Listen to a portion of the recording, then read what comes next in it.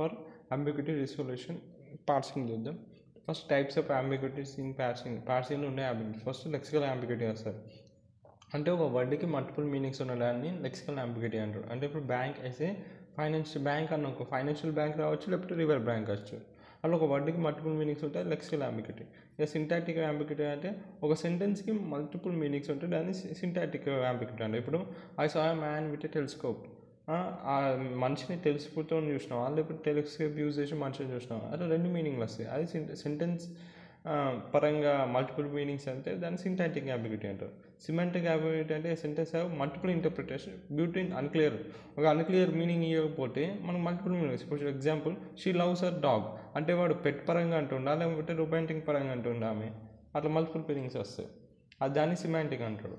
ఇంకా attachment ambiguity, uncertainty about where the phrase attach in a పేస్ట్రీలో example preposition, phrase, attachment. Prepositions ఒక్కొక్క meaning ఇస్తాయి.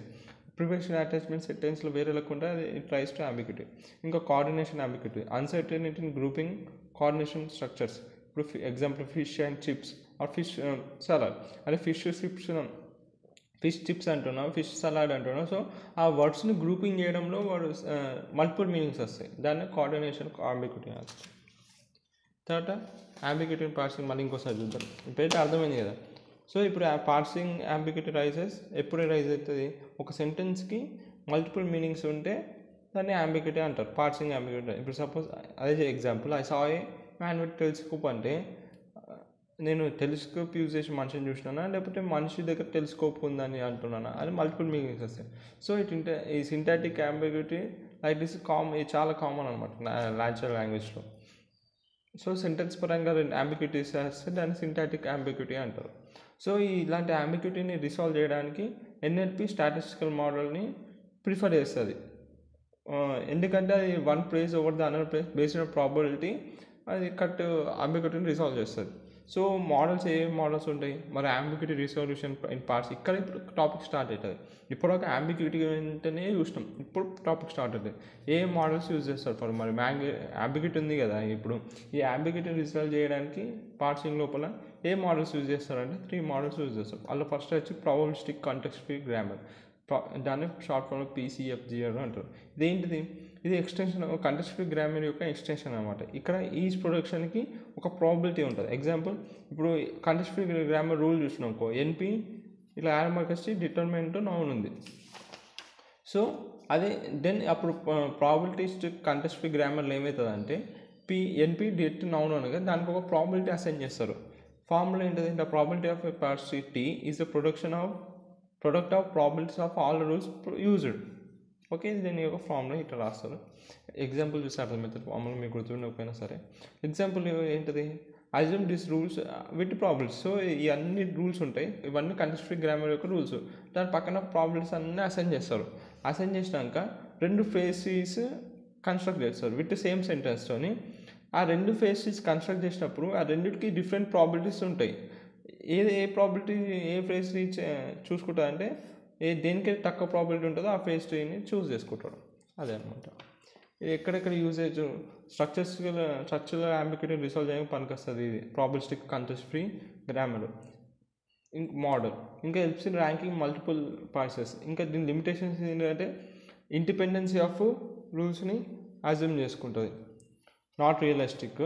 ఇంకా does not use కంటెక్స్చువల్ కానీ global ఫీచర్స్ని use చేయాలి. ఈ నెక్స్ట్ మోడల్ వచ్చేసి జనరేటివ్ మోడల్. ఏంటిది, this model how data is generated they compute P sentence praise into P sentence into example. దీని examples అదే సేమ్ ఇది కూడా వస్తుంది. ప్రాబబిలిస్టికల్ కాంటెక్స్చువల్ ఫ్రీ గ్రామర్ ఇది ఒకటి వస్తుంది. ఇడెన్ మార్కెట్ మోడల్స్ HMMS అంటారు. ఇవి దీని యొక్క ఎగ్జాంపుల్స్ జనరేటివ్ మోడల్.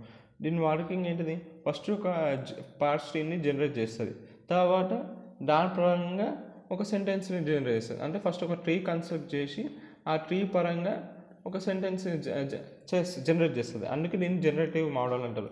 దీనిలో కీ పాయింట్స్ వచ్చేసరికి generative model aim to capture the joint distribution of inputs and so ఈ ఇన్పుట్స్కి అవుట్పుట్స్కి జాయింట్ డిస్ట్రిబ్యూషన్ని క్యాప్చర్ చేయడానికి ట్రై చేస్తుంది. దీని యొక్క స్ట్రెంగ్స్ థియరిటికల్గా చాలా మంచిది. ఇది ఇంకా useful when limited data available ఉన్నప్పుడు we can go with the generative model. కానీ దీనికి ఉన్న వీక్నెస్ ఏంటిదంటే మేక్ స్ట్రాంగ్ అసెప్షన్స్ చేస్తుంది, అవి independent. So may not handle complex features complex features అంత మంచిగా హ్యాండిల్ చేయరు. ఇక లాస్ట్ మోడల్ వచ్చి డిస్క్రిమినేటివ్ మోడల్. ఏంటి discriminative model? Directly compute price by sentence. They focus only on boundary between classes. So prices మిడిల్లో ఉన్న బౌండరీ పరంగా చూస్తుంది. డాటా ఎట్లా జనరేట్ అయింది దానికి సంబంధం లేదు, కానీ ఆ పేజెస్ మీద క్లాసెస్ ఉంటాయి కదా, పేజ్ క్లాసెస్ ఉంటాయి, ఆ అన్నిటి బౌండరీ బిట్ పైన ఫోకస్ చేస్తుంది. దీని examples conditional random fields, maximum entropy model, ఇది తెలిసి ఉంటుంది max into, neural network based pages. దీని అడ్వాంటేజెస్ యూజ్ రిచ్ ఫీచర్స్ ఉంటాయి, లెక్సికల్, సింటాటిక్, కాంటెక్స్చువల్. ఇంకా often more accurate. Generative model కంటే ఇదే యాక్యురేట్. ఇంకా ఎందుకంటే జనరేటివ్ మోడల్ కేవలం లిమిటెడ్ డేటాని హ్యాండిల్ చేయొచ్చు, కానీ వేరే ఇది మంచిగా హ్యాండిల్ చేస్తుంది కాంప్లెక్స్ డేటాను కూడా. Uses common in modern NLP for task like dependency tree చూసినాం, పార్సింగ్ చూసినాం, అలా బాగా వాడతారు దీనిని ఈ మోడల్ని, డిస్క్రిమినేటివ్ మోడల్స్. ఇంకా ట్రైన్ ఆన్ లేబుల్ డేటా పైన ట్రైన్ చేస్తారు. అంటే లేబుల్ డేటా అంటే తెలుసు కదా, లేబుల్ డేటాకి ఇన్పుట్స్ ఉంటాయి, దానికి కరస్పాండింగ్ అవుట్పుట్స్ ఉంటాయి. ఈ డేటా సెట్ పైన ట్రైన్ చేసి కొత్త ఇన్పుట్స్తోనే మంచి అవుట్పుట్స్ ఇస్తుంది. దీన్నే సూపర్వైజర్ లెర్నింగ్ అంటారు.